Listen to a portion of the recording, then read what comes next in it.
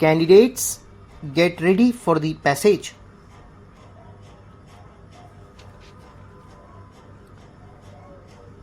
Mr. Speaker, Sir, I rise to present the budget for the year 2019-20. The recent election which brought us to this august house today was charged with brimming hope and desire for a bright and stable new India.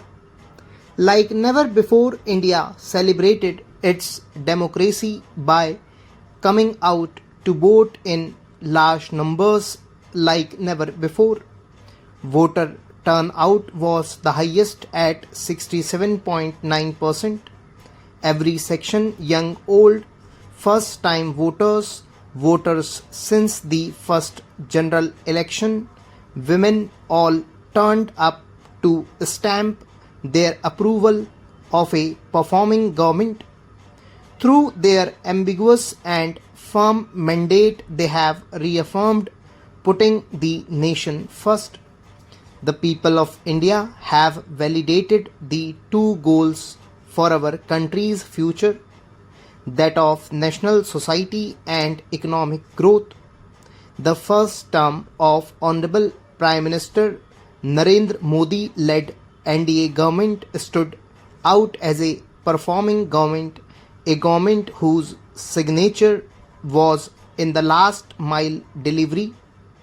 Between 2014 to 19, we provided a rejuvenated center-state dynamic cooperative federalism, GST Council, and a sure commitment to fiscal discipline. We had set the ball rolling for a new India, planned and assisted by the Niti Aayog, a broad-based think tank. We have showed by our deeds that the principle reform, perform, transform can succeed. On many programs and initiatives we had worked on unprecedented scale. Average amount spent on food security per year approximately doubled during 2014-19 compared to the preceding 5 years. Number of patents issued more than trebled in 2017-18 as against the number of patents issued in 2014.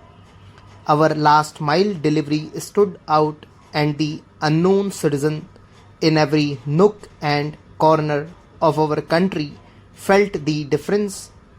Mega program and services which we initiated and delivered during those 5 years will now be further accelerated. We shall further simplify procedures, incentivize performance, reduce red tape, and make the best use of technology just as we did earlier. I am confident we will achieve our goals.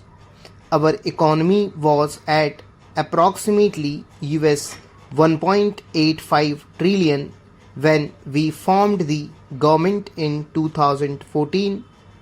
Within 5 years, it has reached US 2.7 trillion. Hence, it is well within our capacity to reach the US 5 trillion in the next few years of our endeavors. In the interim budget of 2019-20 presented in February 2019, we gave ourselves a vision for the decade. I flag here the 10 points of our vision laid before us. 1. Building fiscal and social infrastructure. 2. Digital India, reaching every sector of the economy. 3. Pollution-free India with green Mother Earth and blue skies. 4. Make in India with particular emphasis on MSMEs, startups, defense manufacturing, automobiles, electronics, fabs and batteries, and medical devices. 5. Water, water management, clean rivers, 6. Blue economy, 7. Space programs, Gangayaan, Chandrayaan and satellite programs, 8. Self-sufficiency and export of food grains, pulses, oil seeds, fruits and vegetables, 9. Healthy society, Ayushman Bharat, well-nourished women and children, safety of citizens and 10. Team India with Jan Bhagidari, minimum government, maximum governance in the country. With this vision set before us and with the mandate given by the Government of India, it has been taken care of by our leaders and determined to take India to that height that it richly deserves. I strongly believe that with the clear-headed leadership of Honorable Prime Minister, we can achieve our goal. The Indian economy will grow to become a $3 trillion economy in the current year. It is now the 6th largest in the world. 5 years ago, it was at the 11th position.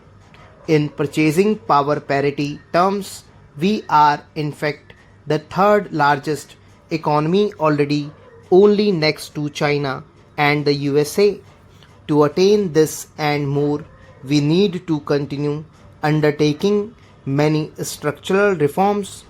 In the last 5 years, we saw many big reforms, in particular in indirect taxation, bankruptcy and real estate. While these reforms were happening here in the parliament, the common man's life was being changed through mudra loans to help him do his business, and through several programs it was being ensured that her kitchen had become smokeless, his or her house got electricity connection, and women's dignity was respected with the provision of toilets in homes. The common man was served even as major transformational reforms were being rolled out, and for this to continue, we need to invest heavily in infrastructure, in digital economy, and on job creation in small and medium firms.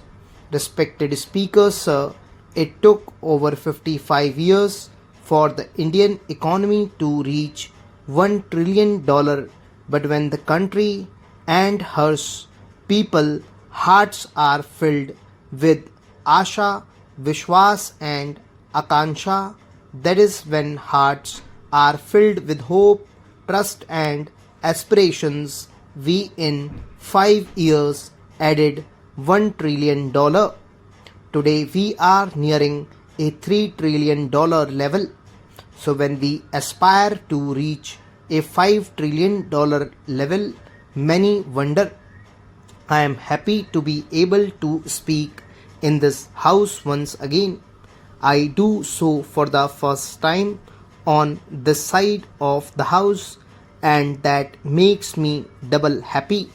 I welcome the friendly and conciliatory tone of the Honorable Finance Minister's speech.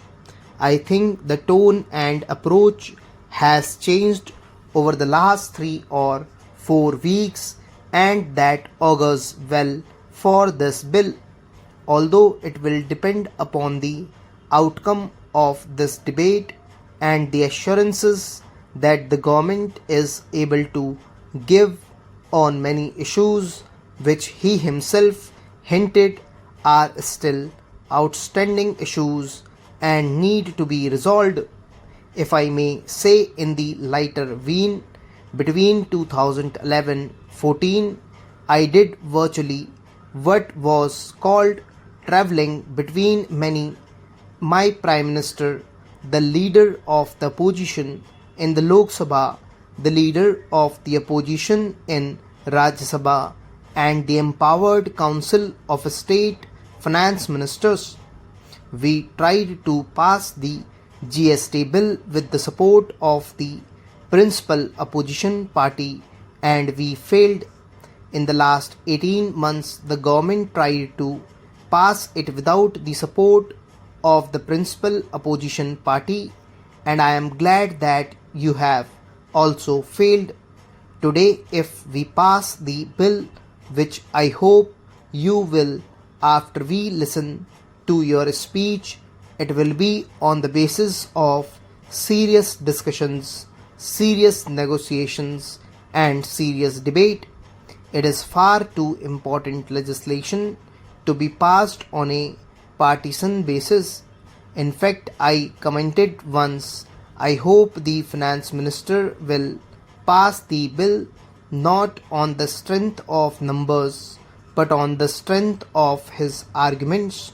Sir, I am glad that the finance minister has acknowledged that it was the UPA government which first officially announced the government's intention to bring about the GST.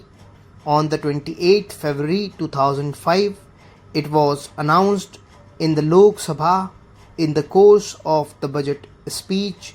I quote, "In the medium to long term, it is my goal that the entire production and distribution chain should be covered by a national VAT or even better, a goods and services tax encompassing both the center and the states." It has of course taken us 11 years to arrive at this point, but I think the journey has been a learning experience for everyone in the house and outside.